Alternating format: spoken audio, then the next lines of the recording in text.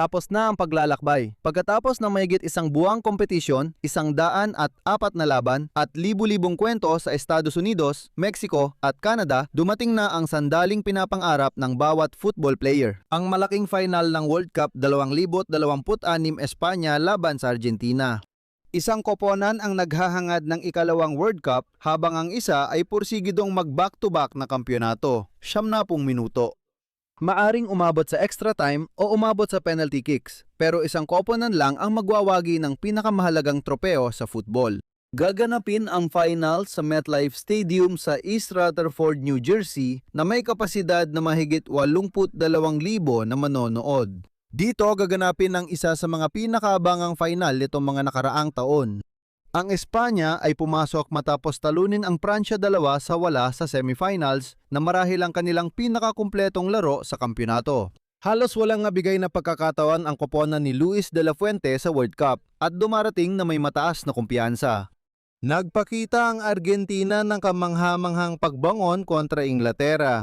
Pinatunayan muli ng Albiceleste ang kanilang pagiging mapagkumpitensya at nakuha ang pwesto sa final dahil sa mahalagang goal ni Lautaro Martinez sa dulo ng laban. At ngayon, wala nang bukas, wala nang puwang para magkamali, wala nang susunod na laban. Isang pagkakataon na lang ang natitira. Isang gabi para pumasok sa kasaysayan. Isang gabi para maging kampeon ng mundo. At dahil dyan, milyon-milyong tagahanga ang naghahanap ng eksaktong parehong impormasyon. Anong oras ang final ng Espanya versus Argentina? Sa Espanya, Peninsula at Baleares, magsisimula ang laro ng alas 9 ng gabi. Sa Canarias, magsisimula ito ng alas 8 ng gabi. Sa Portugal, magsisimula ito ng alas 8 ng gabi. Sa Argentina, magsisimula ang laro ng alas 4 ng hapon. Sa Uruguay, Brazil at Paraguay, magsisimula rin ito ng alas 4 ng hapon. Sa Chile, Bolivia at Venezuela, magsisimula ang laban ng alas 3 ng hapon. Sa Colombia, Peru, Ecuador at Panama, magsisimula ito ng alas 2 ng hapon. Sa Mexico, ayon sa oras sa gitnang bahagi ng bansa, ang final ay magsisimula ng alas 2 ng hapon. Sa Costa Rica, Guatemala, Honduras, El Salvador at Nicaragua, magsisimula ito ng alauna ng hapon. Sa Republika ng Dominicana, Puerto Rico at Cuba, magsisimula ito ng alas 3 ng hapon. Para sa mga nasa Estados Unidos, ito ang mga oras. Silangang baybayin, Nueva York, Miami at Orlando, alas 3 ng hapon. Gitnang zona, Chicago, Dallas at Houston, alas 2 ng hapon. Zona ng kabundukan, Denver, alauna ng hapon. Kanlurang baybayin, Los Angeles, San Francisco at Seattle, alas 2 ng tanghali. Maraming salamat. Toronto, Ottawa at Montreal, alas 3 ng hapon. Winnipeg, alas 2 ng hapon. Calgary at Edmonton, alauna ng hapon. Vancouver, alas 12 ng tanghali. Kaya alam nyo na, siguraduhin yung tama ang oras nyo dahil ito ang pinakamahalagang laban sa buong mundo. Nais ng Espanya na muling maabot ang tugatog matapos ang 15 taon mula sa kanilang unang World Cup, habang ang Argentina ay muling maging kampiyon sa mundo at pinalalawak pa ang kanilang alamat. Block 2. Saan mapapanood ang Espanya versus Argentina? Mga channel sa telebisyon at opisyal na mga platform? Narito ang tanong ng marami. Saan mapapanood ng live ang final ng World Cup sa pagitan ng Espanya at Argentina? Sa Espanya, ang malaking final ay mapapanood ng libre sa La Uno ng Televisión Española. Available din ito sa pamamagitan ng RTVE Play para mapanood mula sa kahit anong mobile, computer, tablet o smart TV.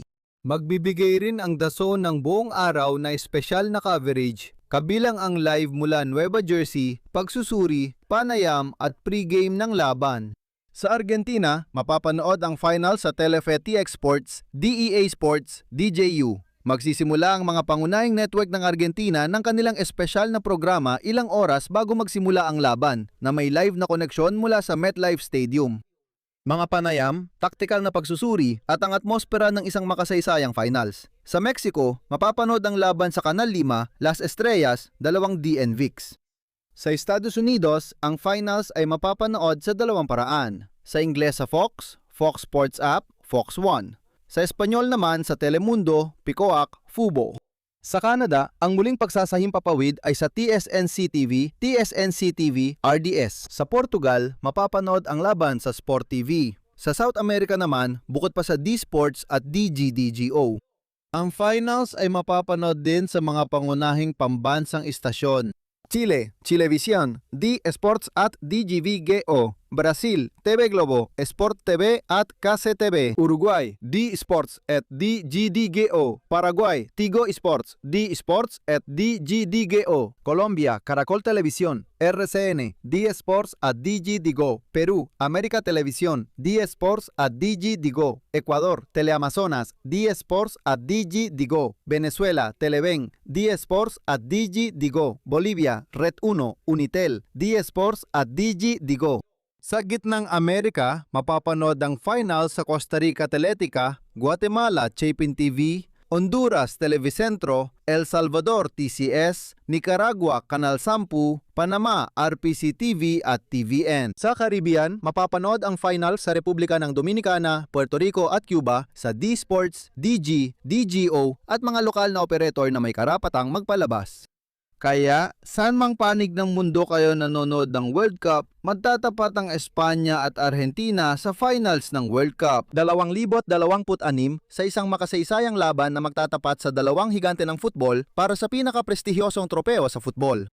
At pagkatapos nating balikan ng mga oras at mga channel sa telebisyon, dumating na ang oras para tuluyang pumasok sa laban. Ang mga posibleng line-up, ang malalaking individual na tapatan at ang mga taktikang susi na magpapasya kung sino ang magwawagi sa World Cup.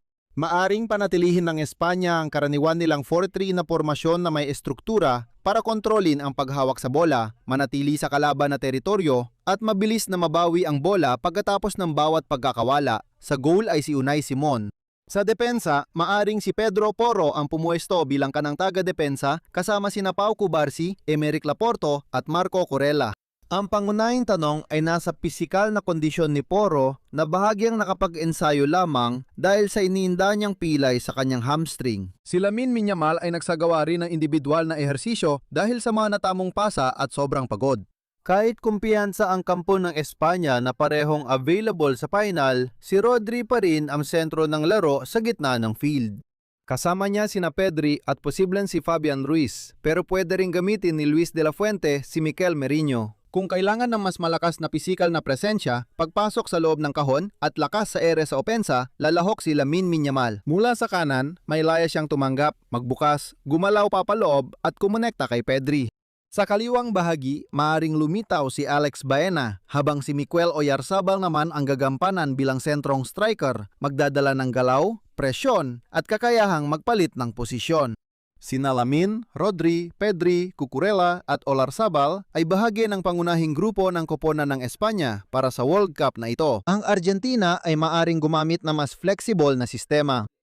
Maaring magsimula si Scaloni gamit ang 4-3-1, ilalagay si Messi sa likod ng dalawang striker o gawing 4-2 kapag kailangan magdepensa ang koponan. Sa goal, si Emiliano Dibu Martinez bangbantay.